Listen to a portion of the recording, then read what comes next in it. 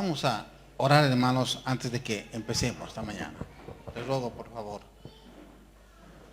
Señor, queremos darte las gracias, la honra y la gloria en este tiempo, Padre. Ahora pedimos tu bendición, Padre amado, para poder meditar en lo que tú quieres enseñarnos. Gracias, Señor, por todo, en el bendito nombre de Jesucristo, nuestro Salvador. Amén.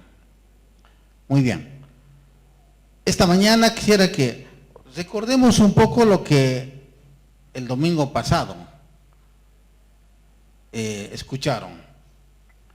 Escuchamos de que hubo un hombre que en nombre de Dios movió a mucha gente, ¿verdad? A mucha gente movió en nombre de Dios. En nombre de Dios tocó el corazón de un faraón muy malo. En nombre de Dios hizo muchas cosas. Pero cuando hablamos en nombre de Dios, ¿saben qué pasa? Esta mañana quiero entrar un poco más adentro al corazón. Cuando muchas veces escuchamos el cambódromo lleno en nombre de Dios, el estadio lleno en nombre de Dios, las plazas, las canchas en nombre de Dios, pero no quiero que estén haciendo mal ellos. Posiblemente están haciendo bien, pero ya que estamos nosotros aquí, quisiéramos pensar, ¿qué hacemos nosotros en nombre de Dios? Yo quisiera que meditemos en lo que hizo Moisés. Aquel pasaje que leímos en Éxodo el capítulo 12, a partir del versículo 37, nos habla de aquella partida de los hijos de Israel. Un gran grupo partió de Israel, de Egipto, porque estaban libres. ¿Qué encontramos? Esta partida tiene un gran significado para el pueblo de Israel, porque ese día para ellos significaba su libertad. Ellos estaban saliendo gozosos porque era su libertad, ¿sí? Estaban libres después de 430 años. Estaban libres después de 430 años. ¿Y qué pasó? Dice que cuando llegaron a Egipto, llegaron apenas un pequeño grupo. Primero llegó un esclavo llamado José. Y luego llegaron sus hermanos, que eran apenas entre todos 70 personas. Ahora, de 70 personas, cuando salieron aquel día, dice la Biblia, 600,000 hombres de a pie salieron. ¿Sí? 600,000 hombres de a pie. Pero esos 600,000 implicaba que venían de una población de 3 millones. ¿Se imaginan ustedes? 3 millones caminando por el desierto. 3 millones de personas estaban saliendo en nombre de Dios. Y muchos de ellos sin saber dónde. Porque el que les estaba guiando tenía que llevarles a la tierra prometida. Ahora para nosotros tiene un gran significado esta salida. Pensamos cuando dice en el pasaje, era la ordenanza de la Pascua. El versículo 43 dice, y Jehová dijo a Moisés y a Aarón, esta es la ordenanza de la Pascua. La ordenanza de la Pascua. Eso implicaba que ellos estaban dejando la libertad. La Pascua implicaba la libertad de ellos. Ellos estaban saliendo, dejando su esclavitud y tenían una ordenanza. Y esa ordenanza decía de que de ese pan sin levadura que habían hecho, no era porque no tenían sal, no era porque ellos estaban muy apurados, aunque dicen muchos comentaristas que era de noche y tenían que empezar a guardar la Pascua. Tenían que comer el cordero de la Pascua, tenían que comer con pan sin levadura. Entonces, ¿qué pasó? Ellos no estaban tan apurados como eso, sino que tenían que obedecer el mandato de Dios. Dios les estaba dando esta ordenanza y decían que de ese pan, de ese cordero, debían comer todas las personas que estaban identificados con su causa, como hijos de Israel. Ahora, yo no quiero quedarme solamente hablando del Antiguo Testamento.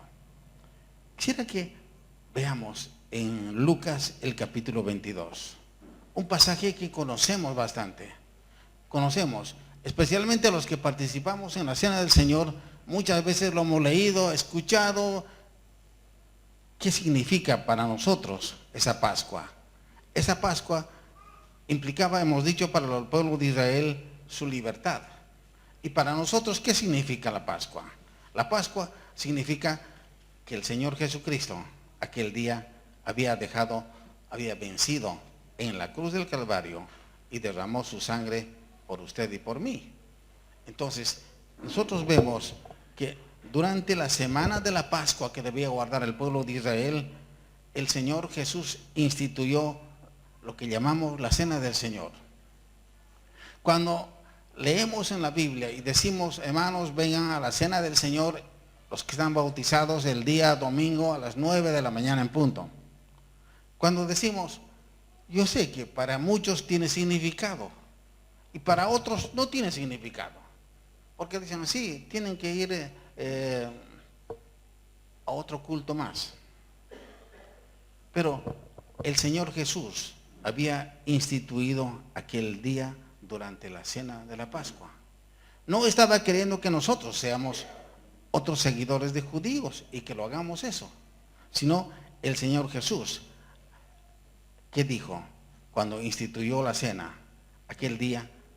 Miren, el versículo 7 de Lucas 22 dice así, 22:7 dice, llegó el día de los panes sin levadura, el cual era necesario sacrificar al cordero de la Pascua. Y envió Jesús a Pedro y a Juan diciendo, id y prepáranos la Pascua para que la comamos. Ellos le dijeron, ¿dónde quieres que la preparemos? Él les dijo, he aquí, al entrar en la ciudad, os saldrá al encuentro un hombre que lleva un cántaro de agua, y seguirle a la casa donde entrare, y decía al padre de familia, el maestro dice, ¿dónde está el aposento donde he de comer la Pascua con mis discípulos? ¿Saben una cosa? No era una simple historia. Es algo muy importante. Lo que el pueblo judío festejaba y aún festeja hoy en el día, el éxodo, la salida de la esclavitud, su libertad. Pero cuando nosotros estamos celebrando la cena del Señor, ¿qué estamos haciendo?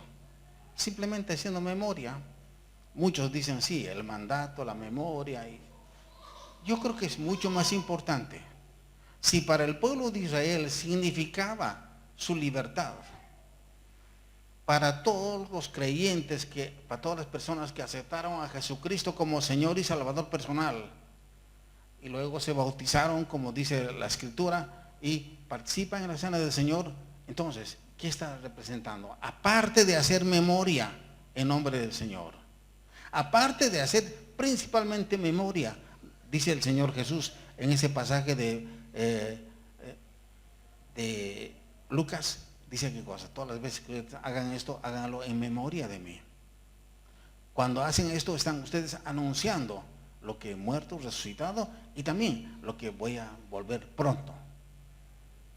Es cierto que está diciendo, pero ¿qué pasa? ¿Qué significa eso para usted y para mí? Para todo cristiano no es simplemente la fiesta de la Eucaristía, como dice la religión popular. Es algo muy importante porque significa el día que el Señor Jesucristo había resucitado y estaba diciendo, mira, he vencido a la muerte, he vencido al pecado, he vencido a todo. Quisiera que en 1 Corintios, capítulo 5, versículo 6, voy a pedir que el que tenga su Biblia me lo lea, aunque van a pasar pero, por favor, Guido, ¿quiere leerlo, por favor, hermano? 1 Corintios 5, 6, 7 y 8.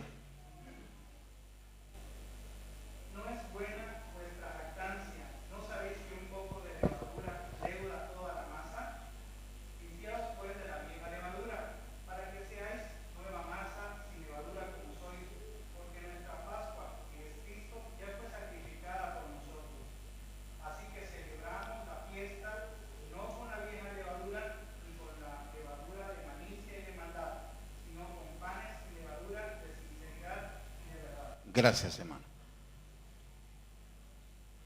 Está diciendo, vengan a celebrar la cena del Señor, pero no con una levadura.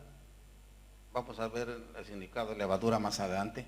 Dice, no con una levadura que evidentemente la masa lo hace crecer.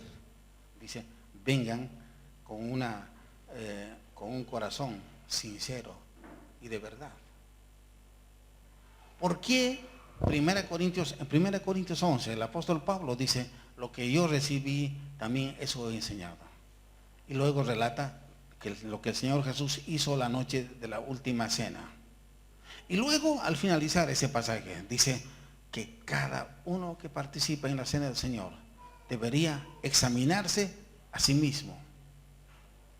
No está diciendo debería ir donde algún anciano o algún pastor para que le examine, para que participe de la cena. Debería examinarse a sí mismo para no pecar. El que no se examina a sí mismo, dice, ¿qué pasa? Come juicio o bebe para sí. A veces lo entendemos con tanta sencillez, pero para nosotros no tiene significado. ¿Qué quiero decir? Quiero decir que muchas veces cuando los cristianos asisten a la cena del Señor, bueno, o están controlando su celular que alguien les va a enviar un mensaje importante para sus negocios, va a ganar millones de dinero, o les está mandando un chisme o cualquier otra cosa. Y otros están soñando. Ven los himnos proyectados acá en estas pantallas, ni siquiera intentan cantarlo. Entonces, ¿qué dice la Biblia? Que nosotros debemos celebrar con sinceridad y verdad. La libertad de nuestro pecado efectuado en la cruz del Calvario, hermanos, por aquel cordero sin mancha que fue sacrificado, hermanos, es muy importante para usted y para mí. Es el valor que usted representa para que usted fuera salvado. Los panes sin levadura. La Biblia menciona por primera vez esta parte cuando dice la levadura usada como figura de un mal que se esparce, vuelve impuro al grupo entero. No quiere decir que el pan que comemos con levadura es mala. Está hablando figurativamente que si alguien actúa como levadura, dice, esparce su maña, su pecado, su impureza, y luego daña a todo el grupo. ¿Cuántas veces decimos que una mujer o un hombre chismoso daña a los demás? Dice algo que no es correcto, o lo dice, aunque sea una verdad, pero lo dice fuera de lugar. Quisiera que por favor leamos Lucas 12:1. Voy a pedir a otro hermano que lo lea. Lucas 12:1. Jonatán, por favor. Lucas 12:1 es así: en esto, juntándose por millares la multitud, tanto que uno a otro se atropellaba, comenzó a decir a sus discípulos, primeramente, guardaos de la levadura de los fariseos, que es la hipocresía. Dice, guardaos de la levadura de los fariseos. ¿Qué cosa es? La hipocresía. ¿Qué pasa cuando nosotros damos poca importancia a la enseñanza de la palabra de Dios? Dice que la levadura del que hablamos, de que está enseñando, dice, es la hipocresía de los fariseos. Ahora, cuando hablamos de fariseos, siempre pensamos, es del Antiguo Testamento, los fariseos allá, los fariseos aquí. Pero, ¿cuántos fariseos hay entre nosotros? ¿Cuántos de nosotros? Bueno, podemos reír de frente y cuando se da la vuelta le hacemos esta operación, ¿verdad? ¿Cuántos? Pero dice la palabra de Dios, cuídense de la hipocresía de los fariseos. En Mateo 16:6, por favor, voy a pedir a quién, a Pedro. ¿Tienes Biblia, Pedro? Guido, por favor, si ya tienes. Mateo 16:6, y Jesús le dijo, mirad, guardaos de la levadura de los fariseos y de los saduceos. El 11 y el 12 más, por favor. ¿Cómo es que no entendéis que no fue por el pan que os dije que os guardéis de la levadura de los fariseos y de los saduceos? Entonces entendieron que no les había dicho que se guardasen de la levadura del pan, sino de la doctrina de los fariseos y de los saduceos. Muy bien, gracias, hermano. Dice la palabra de Dios de que no estaba queriendo decir, cuídense de la levadura. ¿Sí? No estaba diciendo, de ahora en adelante van a comer solamente pan sin levadura. No estaba diciendo de eso, sino estaba queriendo decirles, cuídense de los fariseos y los saduceos. Y no decía tampoco con discriminación, decía, mira, los fariseos allá, los saduceos aquí, ellos son los malos. No estaba diciendo de eso, sino dice, de la doctrina de ellos deberían cuidarse. ¿Cuántas veces los cristianos decimos, leemos la Biblia, somos de la sana doctrina, que esto, que allá? Pero ¿qué pasa? ¿Es verdad que lo practicamos, la doctrina de Dios, la verdadera? ¿Es verdad que entendemos la palabra de Dios? ¿O simplemente estamos actuando como los saduceos y los fariseos, con una doctrina equivocada? Vamos simplemente porque queremos llamar la atención de la gente. Vamos, hacemos porque simplemente, igual que el fariseo y el saduceo. Otro pasaje, Marcos 8:15. Hermano Teddy, por favor. Marcos 8:15. No está con su lente. Entonces, Jonathan, por favor. Jonathan, Marcos 8:15.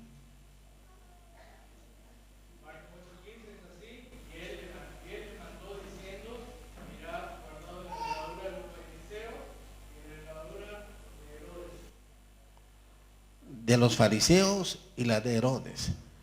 ¿Qué pasaba? La doctrina o las cosas que practicaban los fariseos y lo que practicaba Herodes, ¿qué era? ¿Era cristiana? ¿Era religiosa? ¿Qué? No. Entonces dice, cuídense de las prácticas que la gente que no conoce a Dios hace. Cuídense. No es simplemente, hermanos, yo quiero enfatizar, no es simplemente que nosotros vayamos donde alguien levanta la mano y dice, gloria a Dios, vamos todos. Y todos van como borregos, ¿verdad? Gloria a Dios, vengan, se van al otro lado. No se trata de eso, sino se trata de entender lo que la Sagrada Escritura enseña. Cuando estaba hablando el pueblo de Israel festejando la Pascua, festejando, guardando su libertad, nosotros tenemos algo que guardar. El Señor Jesucristo en Mateo 28, cuando estaba, después de haber resucitado, estaba despidiéndose de sus discípulos una noche, les dijo, mire, toda la autoridad me es dada en el cielo y en la tierra. Vayan y hagan discípulos a todas las naciones. Vayan y prediquen el Evangelio a todas las naciones. Luego dice, bautizándolos en el nombre del Padre, del Hijo y del Espíritu Santo. Luego dice, enseñándoles que practiquen lo que han aprendido. Y luego lo sella esa parte, dice, he aquí, yo estoy con ustedes todos los días hasta el fin del mundo. La falla del cristiano es principalmente en su relación con Dios, en su compromiso con Dios. Uno puede asistir todos los días a la iglesia, todos los días. Si nosotros tenemos aquí el domingo, habrá otro que se reúne el lunes, otro el martes, el miércoles, y toda la mañana puede ir de iglesia en iglesia. Puede ir. Pero, ¿qué pasa si no obedece la palabra de Dios? Dice, enséñenles que guarden, que practiquen lo que han aprendido. Y la promesa es que para practicarlo, hermanos, tenemos que estar conscientes de que el Señor está con nosotros. Dice, he aquí, yo estoy con usted, dice, todos los días hasta el fin del mundo. La promesa es de que Él está con nosotros. Yo estaba hablando con algunos jóvenes, con algunas personas. ¿Saben por qué fallamos los creyentes? ¿Por qué fallamos los cristianos? Los que decimos cristianos, los que en verdad hemos aceptado, pero fallamos. ¿Por qué? Porque ignoramos la presencia de Dios.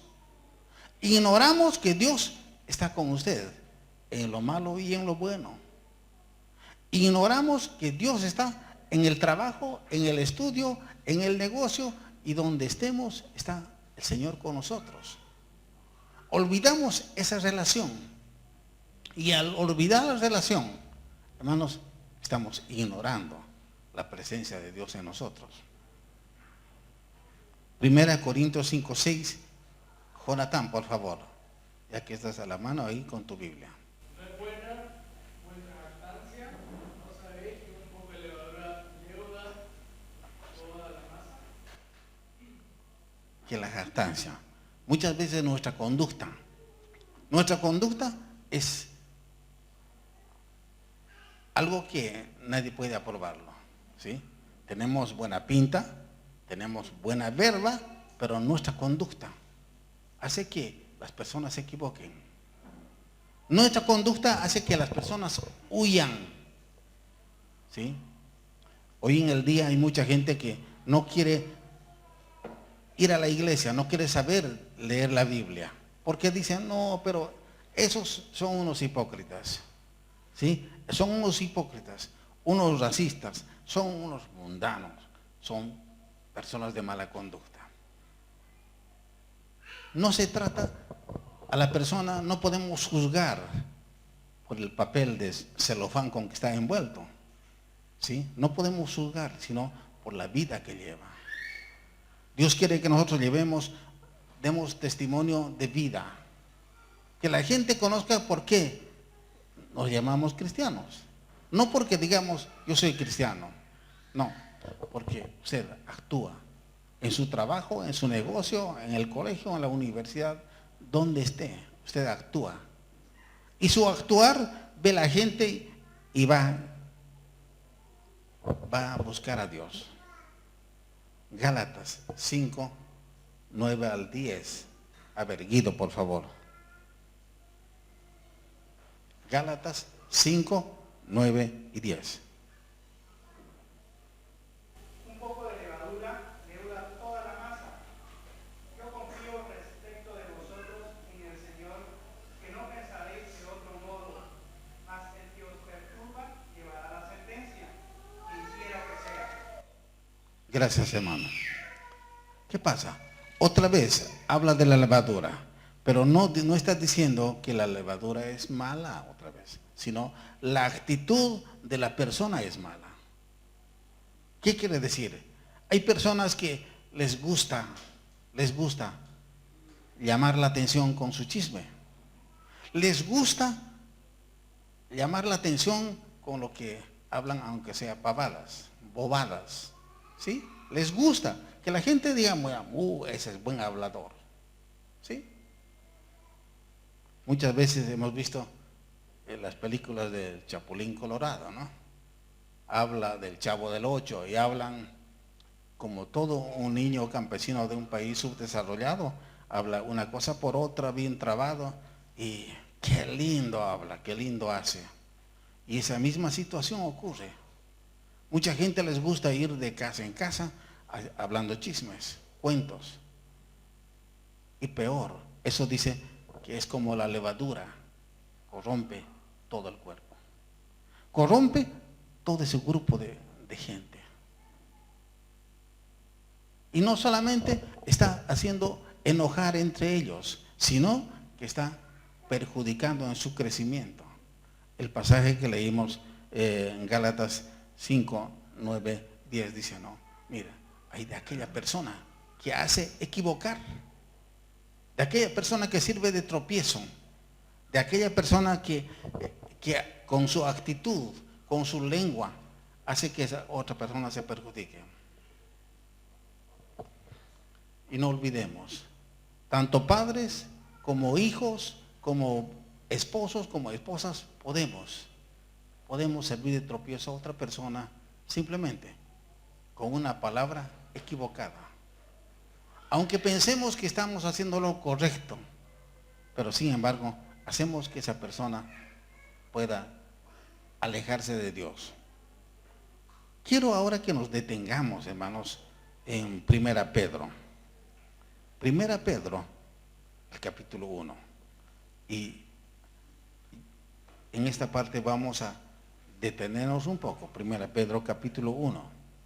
Y voy a pedir que, Jonatán, con su voz de trueno, pueda leernos los versículos 13 hasta el 25.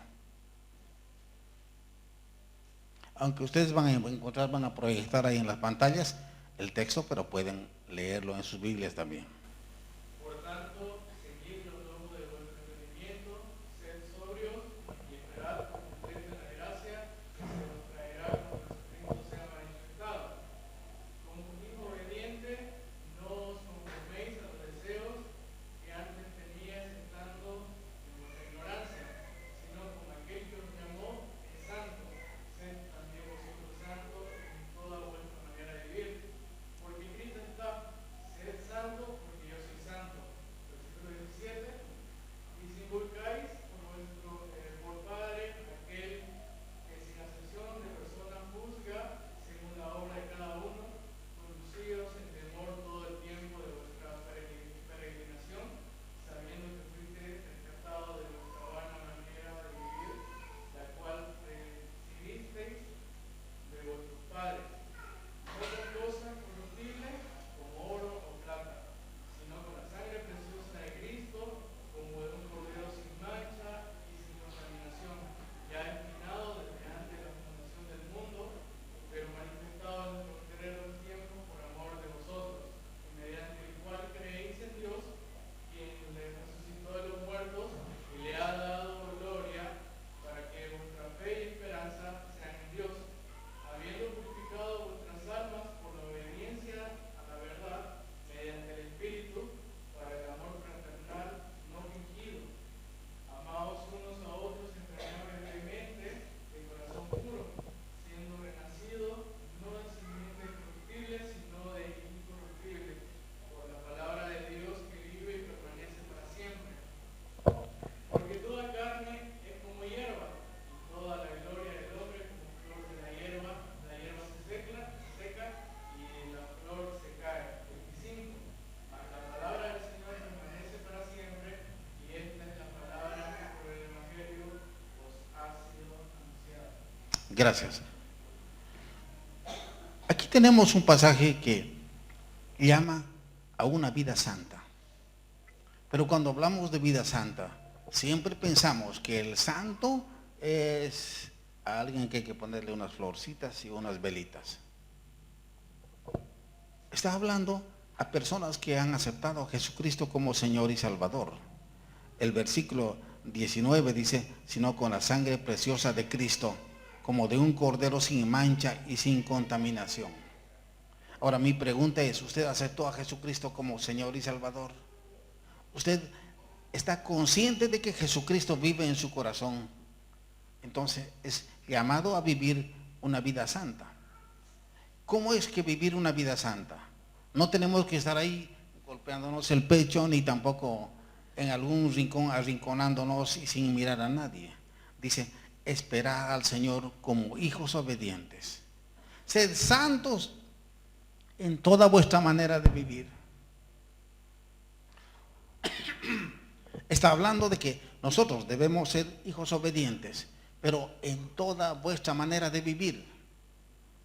Otra vez voy a repetir.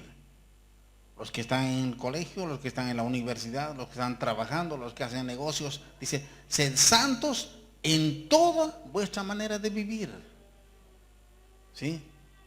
Los esposos no solamente tienen que ser santos, correctos en su casa, tienen que serlo en la calle también. Las esposas no pueden ser correctas solamente en su casa, delante del marido que los ve, sino también donde se encuentra. Sed santos en toda vuestra manera de vivir como hijos obedientes. Dice que debemos hacerlo. Pero sin embargo, si vamos el versículo 17, donde Jonatán estaba enfatizando, dice, si invocáis por Padre a aquel que sin acepción de personas juzga según la obra de cada uno. Dice, conducíos con temor en el tiempo de vuestra peregrinación. Ese Dios al que estamos hablando ese Dios del que Paul nos habló la semana pasada, sacó a Israel de Egipto en el nombre de Dios.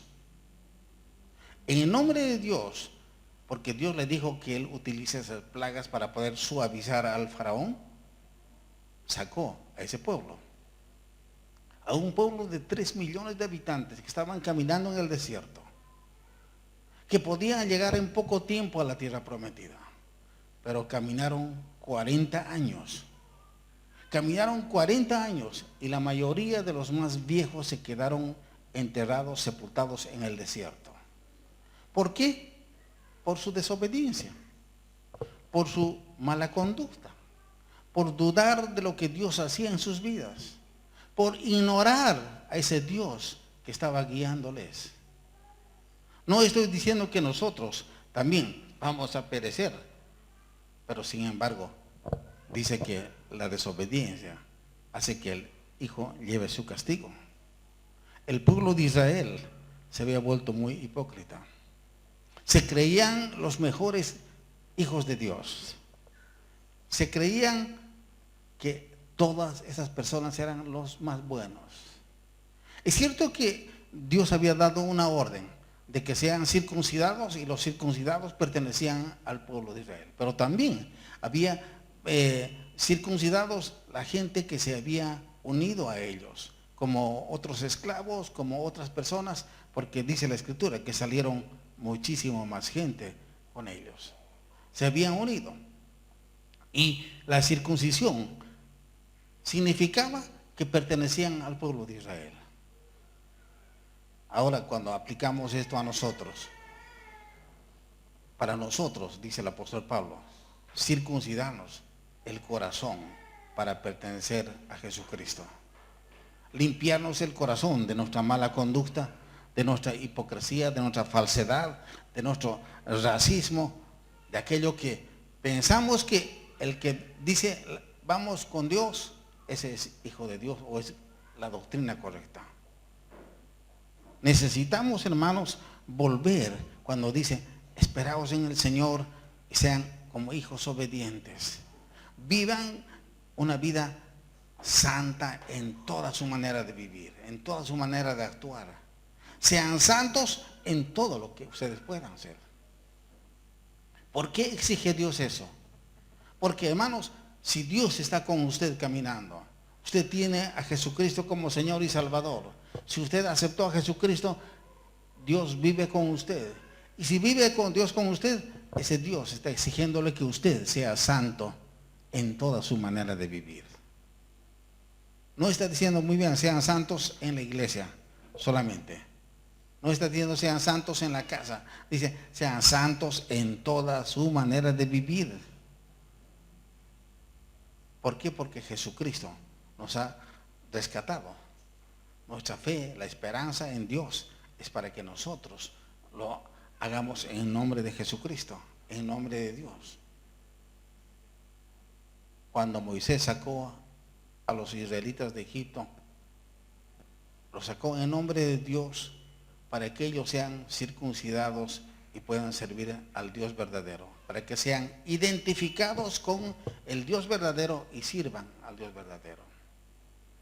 Cuando Mateo 28, el que les repetí hace rato, nos manda a que nosotros, cuando aceptamos a Jesucristo, hemos sido circuncidados del corazón, limpiados por la sangre de Jesucristo. ¿Pero para qué? Para obedecer. Les dije que Israel estaba circuncidado para poder adorar al verdadero Dios. Y a pesar de eso, ese pueblo pereció en el desierto. Podía caminar unos pocos meses y llegar a la tierra prometida. Pero por su dureza de corazón caminó 40 años. Y los más viejos quedaron sepultados en el desierto. Solamente los que eran niños o los muy jóvenes pudieron llegar a la tierra prometida. Entonces, nosotros como hijos de Dios necesitamos identificarnos. Cuando la palabra de Dios habla de identificación, está hablando del bautismo en agua.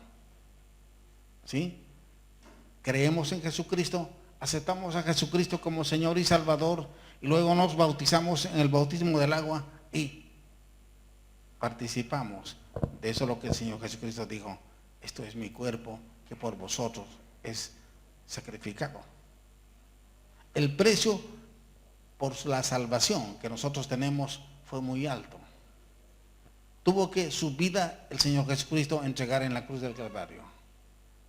Y yo estoy seguro que ninguno de nosotros, ninguno, puede entregar a su propio hijo para que sea sacrificado por él, ni por otra persona.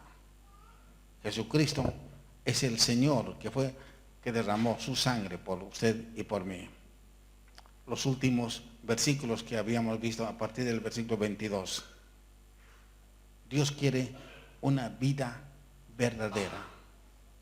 Dios quiere que el cristiano sea genuino, no imitador de cualquier otro predicador, no imitador de cualquier otro fanfarrón que quiere sacar plata, sino debe ser genuino.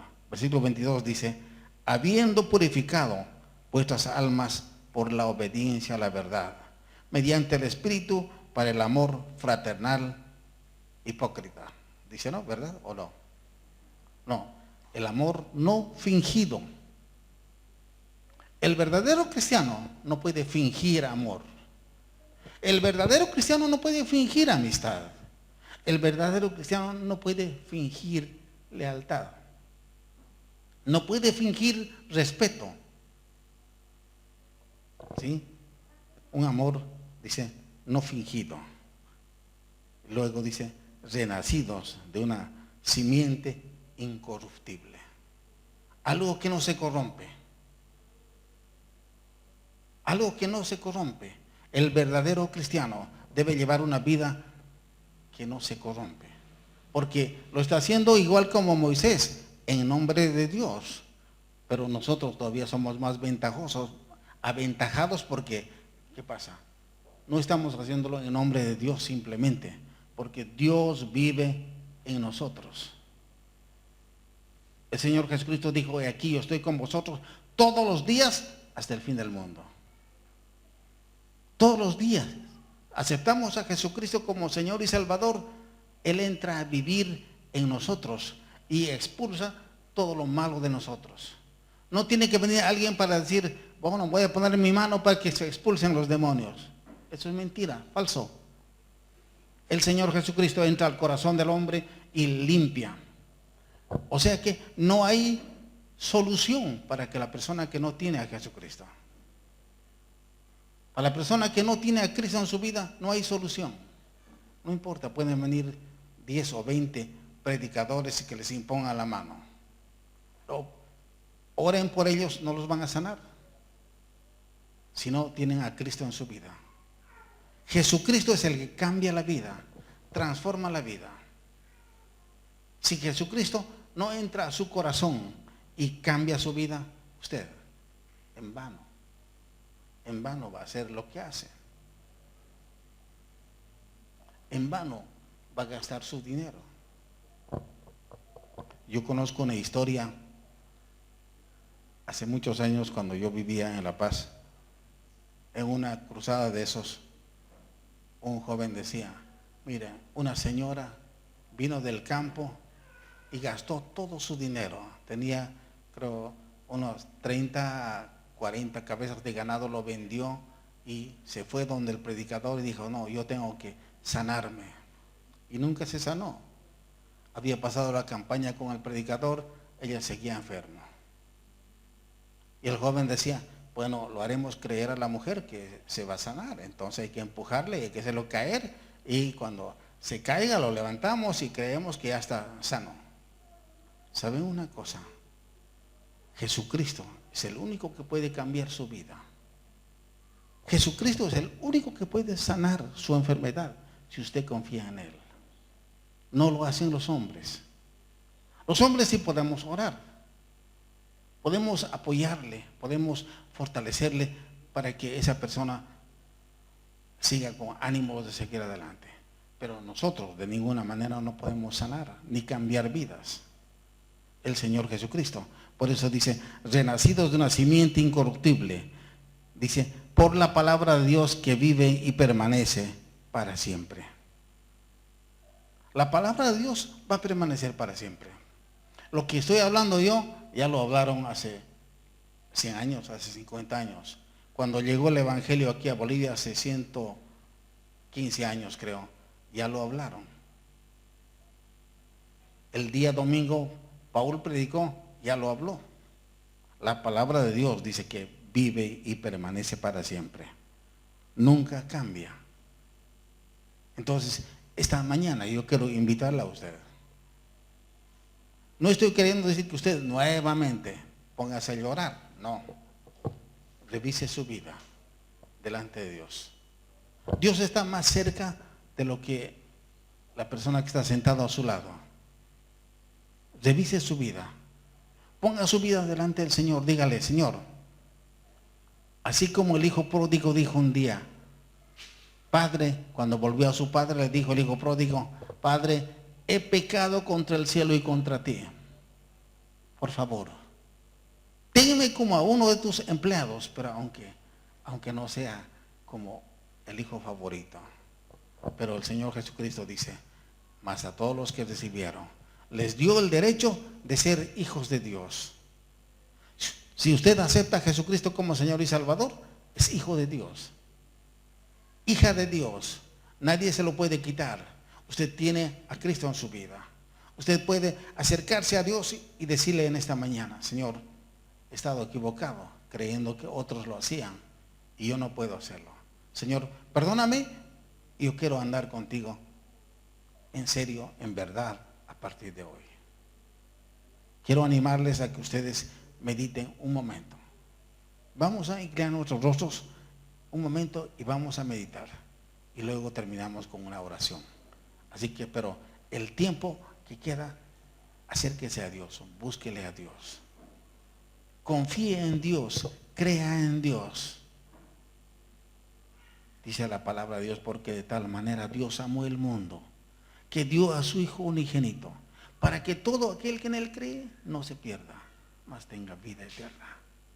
Usted tiene que creer y recibirle a Jesucristo como Señor y Salvador, y tendrá la vida eterna, tendrá el perdón. No podemos hallar el perdón en otras personas, sino el perdón de Jesucristo de nuestros pecados. Debemos practicar ese amor no fingido. Dios quiere que usted se acerque a Dios ahora. Vamos a orar, hermano.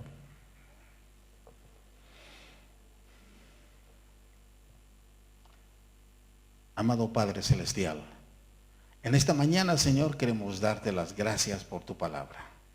Gracias, Señor, porque hace muchísimos años tú liberaste al pueblo de Israel de la esclavitud en Egipto. Gracias, Señor, porque tú enviaste a tu unigénito Hijo, nuestro Señor Jesucristo, para derramar su sangre preciosa en la cruz del Calvario y liberarnos del pecado. Gracias, Señor, porque tú eres el Dios Todopoderoso, a quien en este momento acudimos, porque tu palabra nos dice que si confesamos nuestros pecados, tú eres fiel y justo para perdonarnos y limpiarnos de toda maldad. Señor, te damos las gracias en esta mañana y pedimos tu dirección, tu ayuda para continuar este tiempo que nos queda en nuestro caminar. Dice la palabra de Dios, el tiempo que les queda en su peregrinación. Tú sabes cuándo vas a recogernos, pero en ese tiempo que nos queda, ayúdanos a hacerte hijos fieles. Ayúdanos a hacerte hijas fieles que puedan darte la honra y la gloria. Padre, en esta mañana queremos agradecerte por todo lo que tú haces por nosotros. Señor, oramos por aquellas personas que quizá han venido por primera vez a este lugar esta mañana. Pedimos, Señor, que conforme a su fe, tú puedas entrar a su corazón y cambiar su vida. Señor, te agradecemos. Te damos las gracias, la honra y la gloria en el bendito nombre de Jesucristo, nuestro Salvador. Amén. Gracias, hermanos.